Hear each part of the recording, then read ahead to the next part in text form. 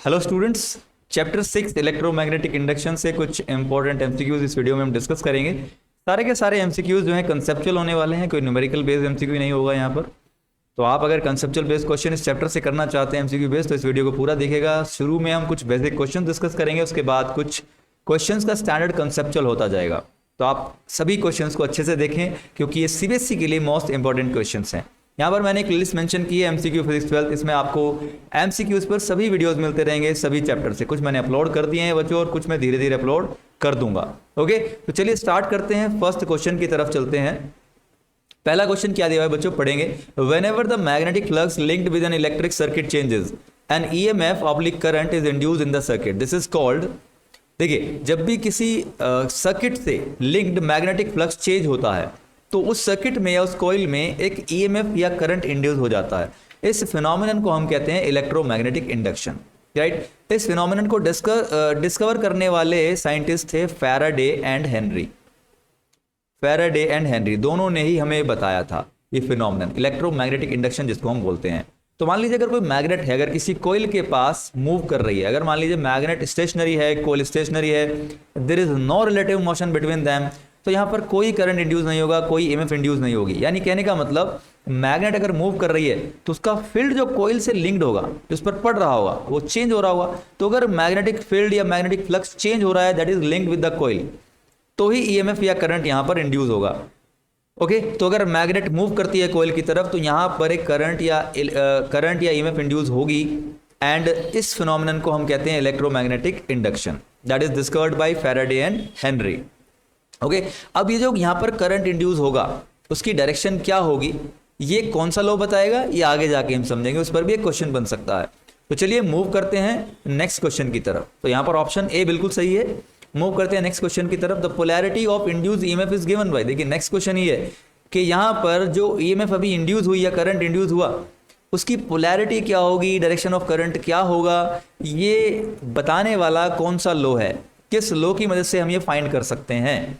तो यहाँ पर लेट सपोज हम एक केस ले लेते हैं कि magnet is moving towards the coil. अगर ये मैग्नेट कोइल की तरफ मूव करती है तो बच्चों इसमें एक ईएमएफ इंड्यूस होगा, एक करंट इंड्यूस होगा और उसकी डायरेक्शन हमें मिलती है लेंज लॉ से। तो यहाँ पर ऑप्शन बी बिल्कुल सही होगा।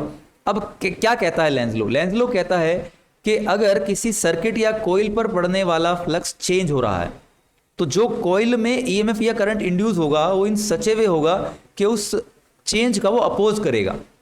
ओके स्टूडेंट्स, यानी जो उस पर चेंज हो रहा है मैग्नेटिक फ्लक्स का, अगर वो इंक्रीज हो रहा है तो उसे डिक्रीज करना चाहेगा, अगर फ्लक्स डिक्रीज कर रहा है तो उसे इंक्रीज करना चाहेगा। तो मान लीजिए अगर मैग्नेट कोइल की तरफ मूव करती है तो इस पर पड़ने वाला फ्लक्स जो है वो इंक्रीज करेगा। और फ्लक्स कैसा होगा, अब देखिए नॉर्थ से साउथ की तरफ होता है इस तरीके से।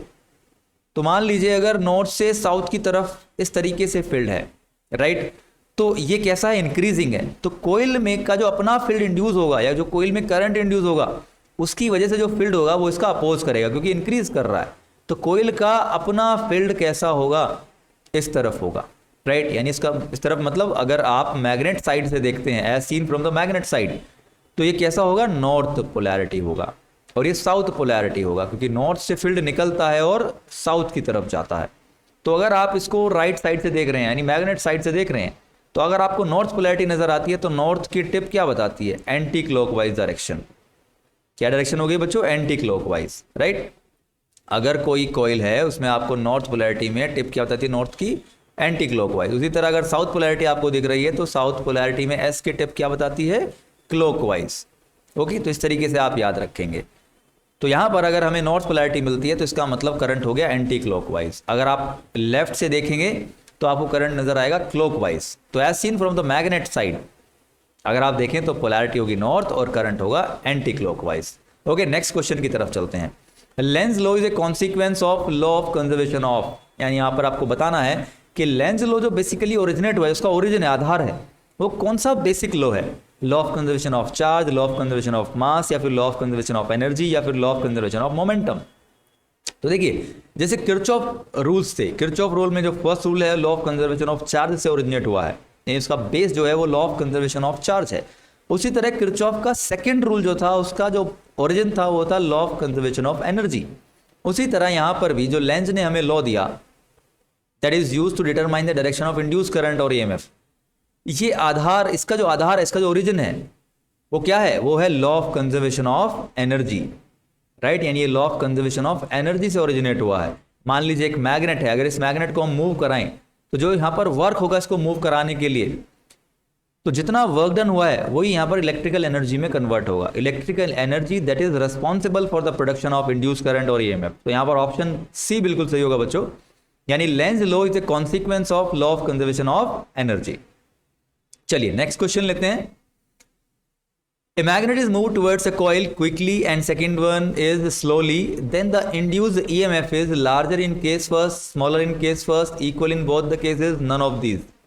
मान लीजिए कोई एक मैग्नेट है और उसको हम कोयल के नज़दीक लेकर जा रहे हैं, उसको मूव करा रहे हैं, ओके, इस तरीके से। तो हमारे पास दो केस हो सकते हैं, या तो हम मैग्नेट को फास्टली मूव कराएं या उसको हम स्लोली मूव कराएं, ओके। तो हम देखेंगे जब उसको फास्टली मूव कराते हैं तो जो फ्लक्स है वो बहुत ही कम समय में इंक्रीज करेगा, लेकिन जब उसको स्लोली मूव कराते हैं तो फ्लक्स बहुत ही ज़्यादा समय में इंक्रीज करेगा, ओके।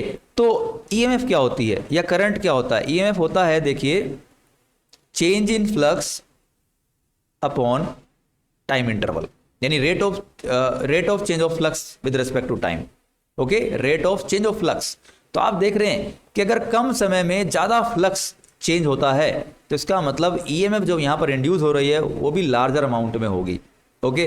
तो इसका मतलब क्या हुआ? अगर हम फास्टली रैपिडली मैग्नेट को मूव कराते हैं टुवर्ड्स द कॉइल तो हमें जो यहाँ पर ईएमएफ मिलती है, इंड्यूस ईएमएफ, वो लार्जर मिलती है। तो यहाँ पर ऑप्शन ए बिल्कुल सही होगा।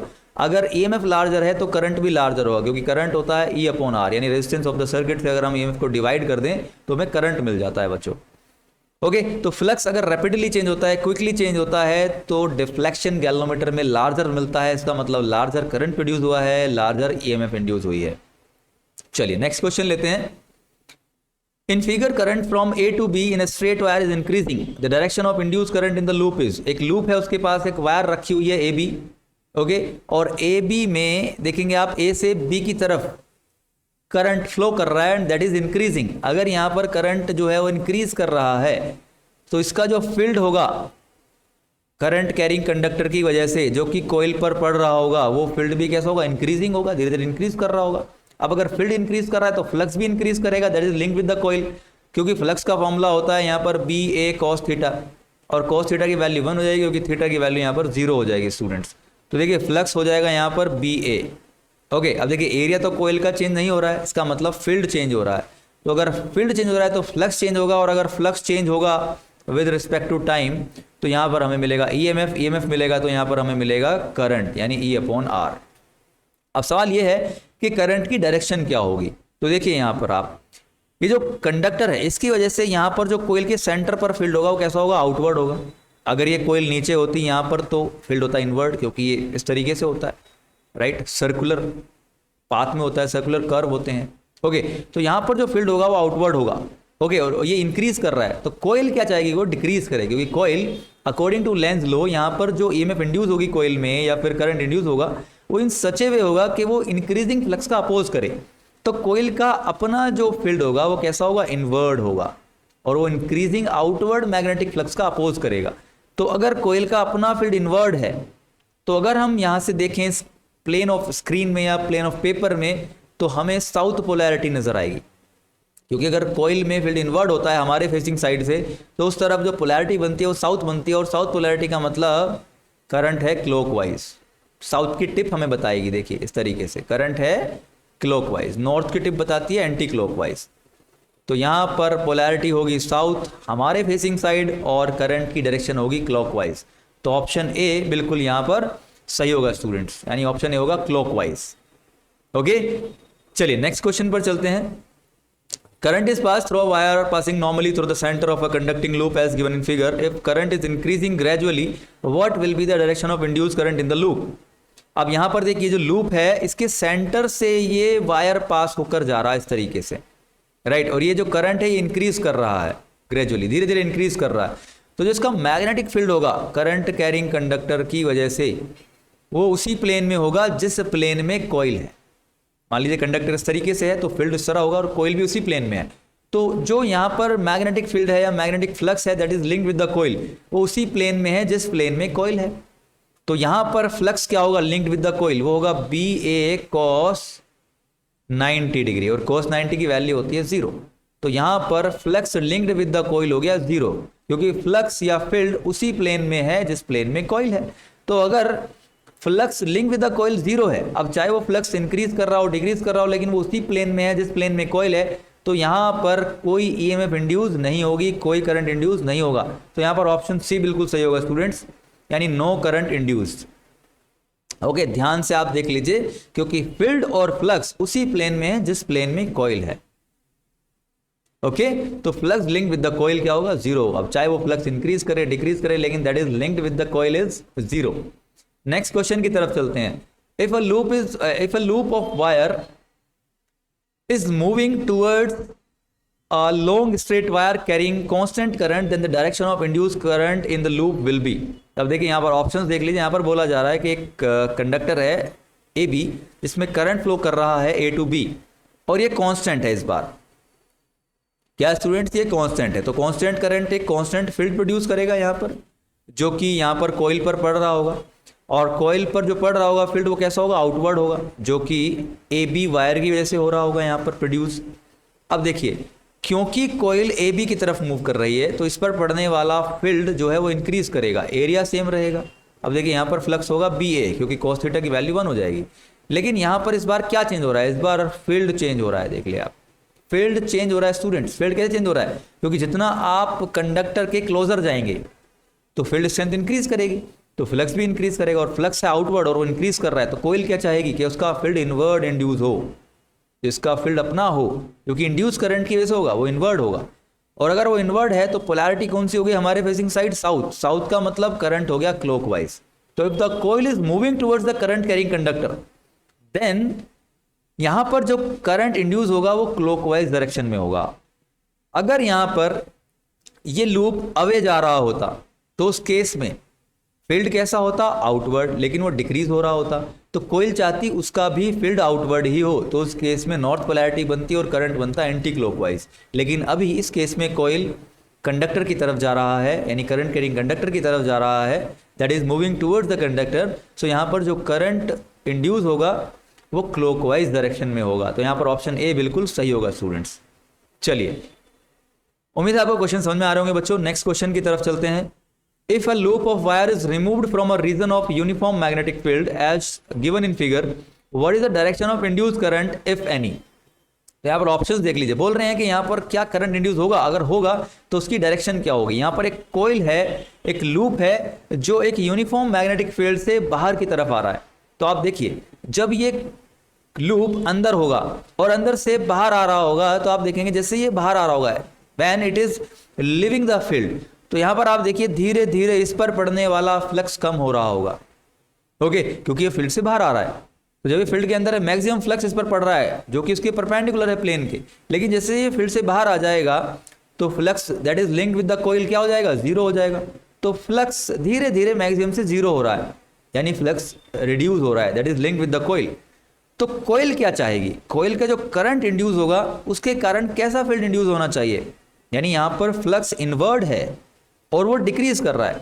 तो कोइल चाहेगी कि वो इंक्रीज करे, वो डिक्रीज ना हो। तो कोइल भी अपना फील्ड इनवर्ड ही प्रोड्यूस करेगी, यानी current, the direction of current will be in such A way that it opposes the change in magnetic flux. तो मैग्नेटिक फ्लक्स इनवर्ड है और वो कम हो रहा है क्योंकि कोइल बाहर आ रही है, तो ये अपना फील्ड भी इनवर्ड ही प्रोड्यूस करेगी। अगर इनवर्ड है तो पोलैरिटी कैसी होगी, साउथ पोलैरिटी होगी। देखिए, क्रॉस हम इनवर्ड फील्ड के लिए यूज करते हैं, आपको ये मालूम होना चाहिए, और डॉट हम आउटवर्ड के लिए। तो यहां पर अगर साउथ पोलैरिटी बन रही है तो करंट होगा क्लॉकवाइज। तो यहां पर ऑप्शन ए बिल्कुल सही होगा। अगर मान लीजिए एक कॉइल या ये लूप मैग्नेटिक फील्ड में इनवर्ड यानी एंटर कर रहा होता, अंदर की तरफ जा रहा होगा, अभी तो ये लीव कर रहा है मैग्नेटिक फील्ड को, और ये एंटर कर रहा होता, तो उस केस में फ्लक्स इंक्रीज कर रहा होता, राइट। तो उस केस में यहां पर पोलैरिटी बनती नॉर्थ पोलैरिटी, हमारे फेसिंग साइड, और डायरेक्शन ऑफ करंट होती है एंटी क्लॉकवाइज। ओके, तो अभी यहां पर साउथ पोलैरिटी है और करंट है क्लॉकवाइज, तो ऑप्शन ए यहां पर बच्चों बिल्कुल सही होगा। ओके, तो मूव करते हैं नेक्स्ट क्वेश्चन की तरफ। The north and south pole of two identical magnets approach a coil containing a condenser यानी capacitor with equal speed from the opposite sides. Then options यहां पर देख लीजिए, plate A will be negative and plate B positive, plate B will be negative and plate A positive. Okay, यानी plate B positive होगा या plate B negative होगा। यहाँ पर आपको समझना है प्लेट ए नेगेटिव होगा या प्लेट ए पॉजिटिव होगा, या फिर दोनों प्लेट पॉजिटिव होंगी या फिर दोनों प्लेट नेगेटिव होंगी। क्योंकि जैसे ही मैग्नेट इस लूप की तरफ या कोयल की तरफ आएंगी तो जाहिर सी बात है यहाँ पर एक करंट इंड्यूस होगा। तब करंट इंड्यूस होगा तो जो प्लेट्स हैं बी और ए, इन पर कुछ पोलैरिटी हो जाएगी, यानी प्लेट ए या बी कुछ पॉजिटिव या नेगेटिव चार्ज एक्वायर करेंगी। ओके, तो मान लेते हैं कि जैसे ये मैग्नेट कोयल की तरफ मूव करती हैं तो यहाँ पर जो फील्ड होगा वो नॉर्थ से साउथ की तरफ होगा, ये मान लीजिए। अभी कैसा पैटर्न होगा उसको थोड़ी देर के लिए अवॉइड कर देते हैं, लेकिन फील्ड जो होगा वो नॉर्थ से साउथ की तरफ होगा, ये मान के चलते हैं। अब बच्चों ये जो फील्ड है, ये जो फ्लक्स है that is linked with the coil, ये नॉर्थ से साउथ की तरफ है, यानी लेफ्ट से राइट की तरफ है, जैसा कि आप देख रहे हैं स्क्रीन में। और वो इंक्रीज कर रहा है। क्या कर रहा है? वो इंक्रीज कर रहा है, क्योंकि मैग्नेट क्लोजर आ रही है, कोयल के क्लोज आ रही हैं। तो कोयल क्या चाहेगी? कोयल में करंट किस तरह इंड्यूस हो कि वो इस इंक्रीजिंग मैग्नेटिक फ्लक्स का अपोज कर सके। तो कोयल का करंट इन सच वे होना चाहिए कि कोयल का अपना जो मैग्नेटिक फील्ड है वो इसका अपोज करे, क्योंकि इंक्रीज कर रहा है। अगर डिक्रीज हो रहा था तो उसी का सपोर्ट करता magnetic flux that is induce in the coil. तो अभी जो करंट इंड्यूस होगा कोयल में वो इन सच वे होगा कि इसका अपना फील्ड इस इंक्रीजिंग फील्ड का अपोज करे। ओके, तो अगर आप लेफ्ट साइड से देखेंगे तो आपको फील्ड आउटवर्ड होना चाहिए, तो इधर होगा नॉर्थ पोलैरिटी और इधर होगा साउथ पोलैरिटी। ओके, तो अगर आप राइट साइड से देखें तो आपको करंट क्लॉकवाइज नजर आना चाहिए, क्लॉकवाइज इस तरीके से। ओके, अब क्लॉकवाइज अगर करंट इधर जा रहा है तो बी पर पॉजिटिव चार्ज एक्वायर होगा। बी पर कौन सा चार्ज एक्वायर होगा? पॉजिटिव। देखिए, अगर इधर से करंट आ रहा है तो इधर होगा नेगेटिव, ए पर नेगेटिव होगा। ओके, अब जो यहाँ पर करंट इंड्यूस हुआ है उसकी वजह से बी पर पॉजिटिव चार्ज होगा, ए पर नेगेटिव होगा। क्यों? देखिए, किसी कैपेसिटर को अगर हम किसी सेल से कनेक्ट करते हैं तो सेल में यहाँ से करंट जाएगा पॉजिटिव से, तो जिस प्लेट पर जाता है वो पॉजिटिव चार्ज एक्वायर करती है। ओके, जिधर से आ रहा है उधर से नेगेटिव चार्ज एक्वायर करती है। तो यहाँ पर अगर करंट आप अगर राइट साइड से देख रहे हैं तो आपको अगर क्लॉकवाइज नजर आ रहा है तो करंट इस तरीके से जा रहा है, तो जिस प्लेट को जाकर हिट करेगा ये मान लीजिए आप, तो वो पॉजिटिव चार्ज एक्वायर कर लेगी। तो यहाँ पर B will be positive, A will be negative. तो स्टूडेंट्स ऑप्शन देखिए आप, B will be positive and A will be negative, तो ऑप्शन ए यहाँ पर बिल्कुल सही होगा बच्चों। ओके, नेक्स्ट क्वेश्चन की तरफ मूव करते हैं। Next and last question, in figure a conducting rod A B moves parallel to X axis in a uniform magnetic field pointing in positive Z direction, what charges are acquired by end A and B of the rod. तो यहाँ पर एक road है बच्चों A B, जो कि एक magnetic field में, यूनिफॉर्म मैग्नेटिक फील्ड में मूव कर रही है, यानी मैग्नेटिक फील्ड लाइंस को कट कर रही है। जब भी कोई कंडक्टर किसी मैग्नेटिक फील्ड लाइंस को कट करता है, ओके, मूव करते हुए कट करता है, तो उस कंडक्टर के एक एंड पर पॉजिटिव और एक एंड पर नेगेटिव चार्ज एक्वायर हो जाता है। ओके, यहाँ पर ऑप्शन देखिए, तो आपको बताना है कि कौन सा एंड क्या चार्ज यहाँ पर एक्वायर करेगा, या फिर दोनों चार्ज सिमिलर चार्ज एक्वायर करेंगे, जैसे कि पॉजिटिव पॉजिटिव या नेगेटिव नेगेटिव, या फिर बी पॉजिटिव होगा या फिर बी नेगेटिव होगा, ए पॉजिटिव होगा या ए नेगेटिव होगा। तो यहाँ पर आपको ये बताना है। तो कैसे करें? इसमें आप फ्लेमिंग लेफ्ट हैंड रूल लगा सकते हैं, या फिर आप राइट हैंड स्क्रू रूल लगा सकते हैं, या फिर आप राइट हैंड फ्लेमिंग रूल लगा सकते हैं। तो आपने अगर ये सीखे हैं तो तीनों आप यहाँ पर यूज़ कर सकते हैं। चलिए समझते हैं। मान लीजिए यहाँ पर आप देखें कि इस कंडक्टर के अंदर एटम्स हैं और एटम्स के अंदर पॉजिटिव नेगेटिव दोनों चार्ज होते हैं, यानी प्रोटॉन और इलेक्ट्रॉन। इलेक्ट्रॉन फ्री होते हैं ऑल्दो मूव करने के लिए, और प्रोटॉन न्यूक्लियस में बाउंड होते हैं। थोड़ी देर के लिए हम ये मान लेते हैं कि पॉजिटिव चार्ज यहाँ पर भी फ्री है और नेगेटिव भी फ्री है। ओके, तो अगर मान लीजिए ये कंडक्टर ए बी राइट में, यानी पॉजिटिव एक्स एक्सिस की तरफ मूव कर रहा है वी वेलोसिटी से, तो इसका मतलब जो इसके अंदर पॉजिटिव चार्ज है वो भी मूव कर रहा है इधर। और फील्ड कैसा है? फील्ड है यहाँ पर आउटवर्ड। अगर हम आउटवर्ड डायरेक्शन में जेड एक्सिस मान लें, ये मान लें जेड एक्सिस, ओके, तो फील्ड भी कैसा है? डॉट से यहाँ पर रिप्रेजेंट किया गया है, तो आउटवर्ड है। तो ये मान के चलिए आप कि इधर फील्ड है और इधर चार्ज मूव कर रहा है, इधर चार्ज मूव कर रहा है वी वेलोसिटी से, तो उस पर कितना फोर्स लगेगा? कौन सा चार्ज है? पॉजिटिव चार्ज है, तो उस पर फोर्स लगेगा क्यू वी क्रॉस बी। ये फॉर्मूला आपने पढ़ा है, क्यू वी क्रॉस बी। तो आपने क्या करना है, इस पॉइंट पर यहाँ पर स्क्रू रखना है, और ये एंगल है 90 डिग्री का। इसी एंगल पर आपको वी से बी की तरफ स्क्रू को घुमाना है राइट हैंड से। जब आप राइट हैंड से वी से बी की तरफ घुमाएंगे तो देखिए क्लॉकवाइज मूव करेगा। ऊपर से अगर आप इसको देखते हैं क्लॉकवाइज मूव करेगा, और ये स्क्रू डाउनवर्ड डायरेक्शन में एडवांस होगा। ओके, डाउनवर्ड डायरेक्शन में एडवांस होगा। और ये डाउनवर्ड डायरेक्शन क्या हो गई? ऊपर की तरफ है वाई एक्सिस, तो नीचे की तरफ है नेगेटिव वाई एक्सिस। तो इसका मतलब पॉजिटिव पार्टिकल पर डाउनवर्ड डायरेक्शन में फोर्स लगेगा, यानी नेगेटिव वाई एक्सिस की तरफ। इसका मतलब पॉजिटिव पार्टिकल ए की तरफ जाएगा, तो यहाँ पर ये फोर्स लगेगा QVB, वो फोर्स लगेगा पॉजिटिव पार्टिकल पर ए की तरफ। इसका मतलब जितना भी पॉजिटिव चार्ज है वो ए पर जाकर इकट्ठा हो जाएगा, और जो इलेक्ट्रॉन्स हैं उन पर अपोजिट लगेगा पॉजिटिव चार्ज के, तो इलेक्ट्रॉन बी की तरफ मूव करेंगे और वो यहाँ पर कलेक्ट होंगे, तो B will be negative, A will be positive. Okay, so इस तरीके से आप राइट हैंड स्क्रू रूल या फिर आप यहाँ पर राइट हैंड फ्लैमिंग रूल या फिर लेफ्ट हैंड फ्लैमिंग रूल आप यूज़ कर सकते हैं अगर आपको यूज़ करने आते हैं। तो यहाँ पर आपने समझा कि पॉजिटिव चार्ज ए की तरफ मूव करेगा स्टूडेंट्स, और नेगेटिव यानी इलेक्ट्रॉन्स मूव करेंगे बी की तरफ। ओके, तो अगर इलेक्ट्रॉन बी की तरफ मूव कर रहे हैं तो यहाँ पर नेगेटिव चार्ज हो जाएगा और यहाँ पर पॉजिटिव चार्ज हो जाएगा। देखिए ऑल्दो पॉजिटिव चार्ज मूव नहीं करता है, नेगेटिव ही मूव करेगा। अब क्योंकि यहाँ पर लोअर पार्ट से इलेक्ट्रॉन ऊपर की तरफ जाएंगे तो यहाँ पर इलेक्ट्रॉन्स की डिफिशियंसी हो जाएगी, तो यहाँ पर पॉजिटिव चार्ज एक्वायर हो जाएगा और इधर नेगेटिव चार्ज। तो ऑप्शन यहाँ पर क्या होना चाहिए स्टूडेंट्स, देखिए A will be positive and B will be negative.